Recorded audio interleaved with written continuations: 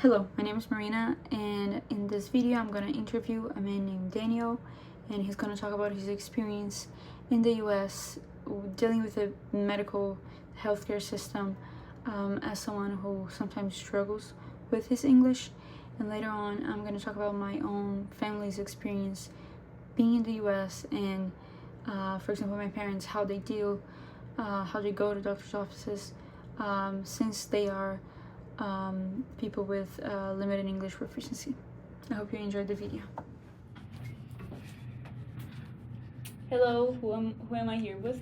Hello, it's Daniel. Nice to meet you, Daniel. How long have you been in the US for?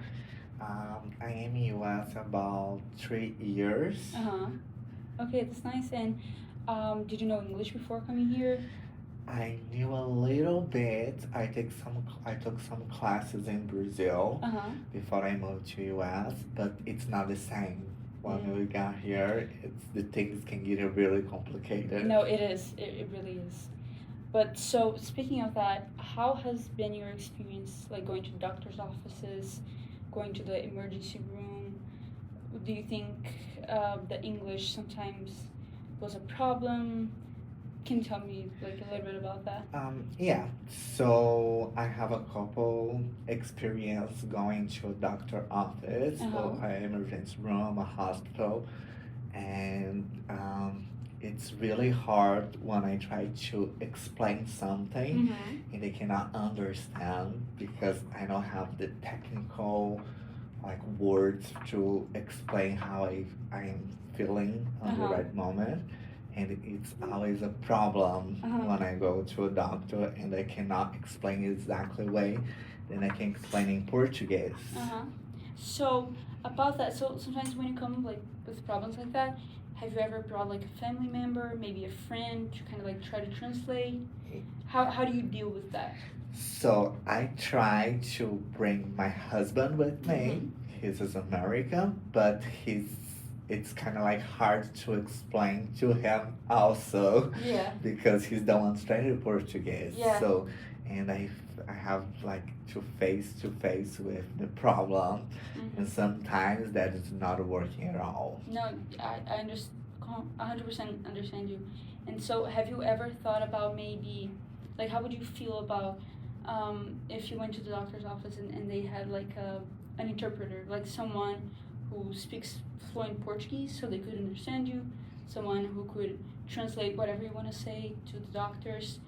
Do you think that would help your experience, maybe speed up the process? Would you like that? Do you think it wouldn't be cool? I think it's gonna be great because not like some offices that speak Spanish, they can understand a little bit Portuguese, but it's not the same. Sure. When you have someone that can understand what you're trying to say and translation is to English, I think it's gonna be really helpful. Perfect. I think the same. So, any final thoughts? I mean, do you think yes, all doctors' offices should, try to have interpreters and more translation services? Anything? I think especially in emergency rooms, like when you got there, like you're very desperate, and you need to explain or how you feel, how you like, and sometimes you don't have time to put in a translation or you don't have like access to internet or something, and it's really helpful to have someone that can understand your native language and translate that to English. Yeah, I 100% agree with you. Thank you so much for your time, and that's it. Thank you. Hi, my name is Marina. I've been living in the US for the past 6 years. I've been here since I'm 13, and I already knew English before I came here from Brazil, but that's not the case with my whole family, and that's something I want to talk about. First of all, I want to point out that my experience and my family's experience in the US healthcare system has been amazing. We have always been treated very well.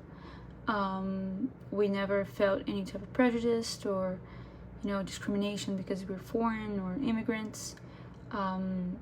But there has been a few struggles when going to the doctor's office or going to the ER, especially with my mom, because she is a person with limited English proficiency. She came in here in her late 40s, and she did not know, and she still doesn't really know much of English, how to speak English. And so that really becomes a problem when we have to take her, or she has to go to the doctor's office to go make a doctor's appointment. I have had to miss school before, sometimes to go with her. And we've tried like a lot of things. We've tried using like Google Translator sometimes when she's by herself and I really cannot be with her.